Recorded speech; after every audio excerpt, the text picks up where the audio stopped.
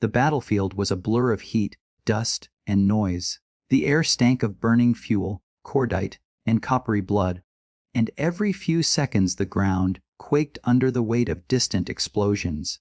Sarah Hayes crouched in the dirt beside a wounded Marine, her hands slick with crimson as she tried to clamp an artery that refused to stop spraying.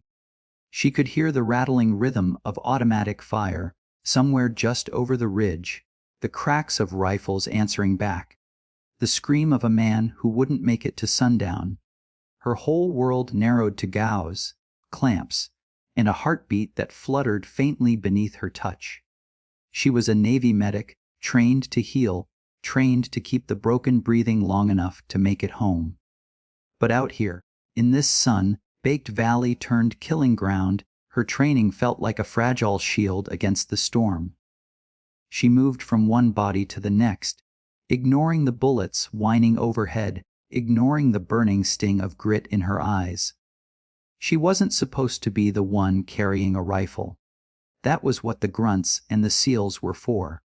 Her job was to kneel in the dirt with her trauma kit, stitching flesh while others decided who lived and who died. The men respected her, in their way, but more than once she'd caught the sideways glances. She's just a medic, just someone who patched holes after the real work was done. The phrase echoed in her head now, bitter and sharp, even as she pressed her palm hard against another Marine's chest wound, feeling the warm seep of life through her glove. Her shoulders burned, her knees ached, but she didn't stop. Stopping meant someone bled out. Stopping meant another flag-draped coffin. Around her, the chaos refused to relent. A mortar dropped somewhere close, showering her with dirt. She flinched but didn't look up. Her patient's eyes were rolling back in his skull, and she whispered to him, the words automatic, a mantra to keep both of them steady. "Stay with me. You're not going anywhere. Not on my watch." She wasn't sure if he could even hear. Sarah worked faster, her body moving by muscle memory, her mind pushing away the fear that pressed at the edges of her focus. She was just a medic. But on this patch of earth, with death clawing closer every second, she was the only thing keeping the line between life and oblivion from snapping. The firefight had shifted from bad to worse. The sound of enemy rifles cracked sharp and deliberate, not the wild spray of panic fire, but the cold precision of a trained sniper. Every time someone tried to move for cover, the shot came. One man had gone down dragging ammo, another lay face first in the sand, his helmet useless against the round that had found him. Sarah knelt low behind a shattered wall, feeling the vibrations of bullets striking stone inches from her head. She clutched her kit tighter, ready to sprint out if someone screamed her name, though she knew it might be suicide. Then a shadow loomed beside her. A Navy SEAL slid into the cover with a grunt, his right shoulder soaked through with blood. He cradled something massive across his chest, a Barrett, .50 caliber rifle, its black steel scarred from hard use. The weapon looked like it belonged in a museum of modern warfare, a monster too large for any one man to wield comfortably. But he carried it like it was an extension of himself, until now, when his injury made it useless in his hands. His jaw was clenched tight, his eyes hard, scanning the ridgeline. "Snipers got us pinned," he growled, voice steady despite the blood leaking down his arm. "We don't move until he's gone." Then his gaze dropped to her, not the medic's kit, but her eyes. Sarah blinked, confused. "I'm a medic. You need me to patch that shoulder before." He shoved the rifle toward her, cutting her off. The sheer weight of it startled her. It sagged in her hands, heavier than anything she'd ever carried. "You ever shot before?" he asked. His tone wasn't mocking. It was a challenge, a test thrown like a gauntlet at her feet. Her throat tightened. She thought of weekends at the range back home, of a pistol that felt manageable, even comfortable. But this was different. This was the kind of weapon that could punch through walls, that could end a fight in one shot. She shook her head. Not this. Not that. The CL's lips pulled into the faintest smirk, despite the blood loss. Then today you learn. His hand pressed against her arm, steadying the weapon in her grip, guiding her into place. It's not about being a sniper. It's about protecting your people. That's your job, isn't it? The desert wind cut between them, carrying the whistle of another round overhead. Sarah swallowed hard, her pulse hammering. She wasn't sure if her hands were trembling from fear or from the sudden realization that the battlefield had just asked her to be more than what her patch declared. Sarah pressed her cheek against the stock, the cold steel biting into her skin as if daring her to prove she belonged behind it. The Barrett's scope painted the world in a narrow circle, tunneling her vision past the haze of smoke and dust. At first all she saw was jagged stone and shadow, but then, there it was, a glint of glass. A faint muzzle flash blooming for an instant before vanishing. Her chest tightened. That was the enemy sniper, the phantom who had been turning her patients into corpses. Her breath came too fast. She forced herself to slow it, the way she did when stitching a torn artery. Steady hands, steady heart. But this wasn't gauze and sutures. This was violence. This was final. The Barrett's weight dragged at her shoulder, alien and overwhelming. Yet it also anchored her, rooting her to the spot. She felt the CL's presence beside her, his uninjured hand braced against the wall, his voice low and even. Find him. Trust your eyes. You don't need perfection, just conviction. Through the scope, she saw him again. The sniper adjusted, shifting in his perch, searching for his next target. Her thumb flicked the safety off with a click that seemed far too loud. Sweat trickled down her temple. This wasn't what she trained for. She was supposed to save lives, not take them. And yet, every face she'd bent over in the dust, every man she'd lost to that unseen rifle, pressed into her mind.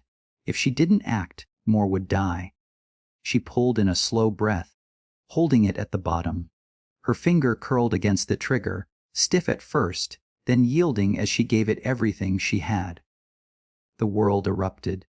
The rifle's recoil slammed into her shoulder like a sledgehammer, knocking her back a fraction. Her ears rang, her vision blurred from the shockwave. But through the haze, she saw the scope's circle clear. The enemy perch splintered. The glint of the sniper's scope vanished. A dark figure crumpled out of sight. For a moment she couldn't move, couldn't think. The Barrett felt alive in her hands, its echo still rolling across the valley. Her heart pounded so loud she almost didn't hear the CL chuckle under his breath. First shot, he muttered. Not bad, Doc. Sarah lowered the rifle, her shoulder throbbing, her palms burning with adrenaline. She had crossed a line she never thought she would. She wasn't sure if she was proud, terrified, or both. But the battlefield had gone strangely quiet, and for the first time all day, she felt like she'd pushed death back instead of just patching its work. The silence after her shot lasted only a heartbeat, but it felt like the entire valley had paused to breathe. Then the change rippled outward. Marines who had been pinned flat against the dirt began to lift their heads. One by one, they realized the sniper's deadly watch had gone dark.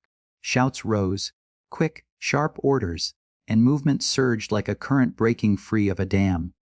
Sarah stayed crouched behind the wall, the Barrett still heavy across her lap. Her shoulder ached from the recoil, and her hands trembled so badly she almost dropped the weapon. She wasn't a soldier, not really. She was supposed to be the one who kept people alive once the fighting was over. And yet here they were, moving forward again because she had pulled a trigger.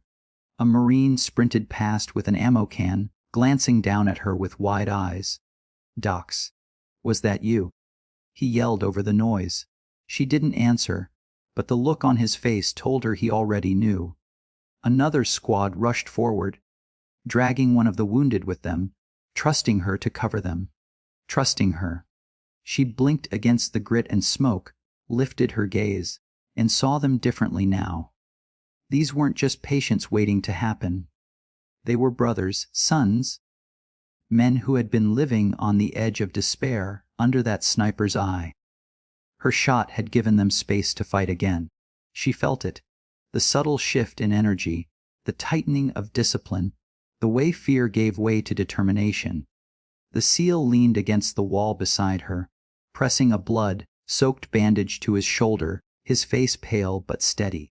"See what happens when you stop patching holes and start making them," he said, his tone dry but approving. Sarah looked back through the scope. She wasn't hunting, she was guarding.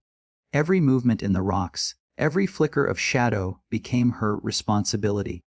The rifle no longer felt like a stranger. It was heavy, brutal, but in her hands it meant her wounded could reach her. It meant she could protect instead of only repair. As more Marines hauled casualties to safety, she shifted position, covering their retreat. No one said, "Just a medic," anymore. Not when the tide of the fight had turned on the echo of her first shot. Not when every man on the line now looked at her, as if she belonged there with that monster rifle. For the first time, Sarah realized she wasn't only saving lives behind the lines. She was shaping the battlefield itself. Darkness settled over the valley like a heavy shroud, broken only by the flicker of distant fires and the dull hum of generators. The battle had finally ebbed, leaving behind the low moans of the wounded and the steady shuffle of boots as Marines dug in for the night. Sarah sat on an overturned ammo crate, her body aching in every joint, her hands raw from both stitching flesh and gripping steel. The Barrett rested against the wall beside her, its long barrel still warm, a silent reminder of what she had done. She stared at it for a long time, her thoughts tangled. All her life she had carried the Red Cross on her arm, a symbol that told the world she was a healer, not a destroyer. Today she had blurred that line. She had squeezed the trigger and ended a life. She told herself it was necessary, that it had saved her patients, that it had saved her. But the weight of it pressed against her chest as surely as the desert chill seeped into her bones. Footsteps crunched on gravel, drawing closer. She looked up to see the SEAL, his arms still wrapped in a blood-stained bandage, moving with the stubborn determination of a man who refused to admit weakness. He stopped in front of her, his silhouette outlined against the faint glow of the horizon. For a moment he just looked at her, as though weighing what to say. Finally, he let out a breath that was almost a laugh. Not bad for just a medic. The corner of Sarah's mouth twitched, though she wasn't sure if it was a smile or a grimace. She reached for the Barrett, hands brushing its cold surface, and pushed it gently back toward him. "I think this belongs to you." He shook his head, eyes sharp despite his exhaustion. "Maybe, but tonight it belonged to you, and it made the difference." Her throat tightened, but she said nothing. Around them, the battlefield was quiet, yet she knew dawn would bring more chaos, more blood, more lives for her to save or lose. Tomorrow, she would go back to being the medic with the trauma kit, kneeling in the dirt to stitch wounds. But she also knew something had changed. The men had seen her differently. She had seen herself differently. The SEAL gave her a nod, the kind reserved for equals, then limped away. Sarah sat in the dark, her fingers aching from recoil, her heart heavier than before, but steadier. She might always wear the Red Cross. But after today, no one, not even herself, would ever believe she was just anything again.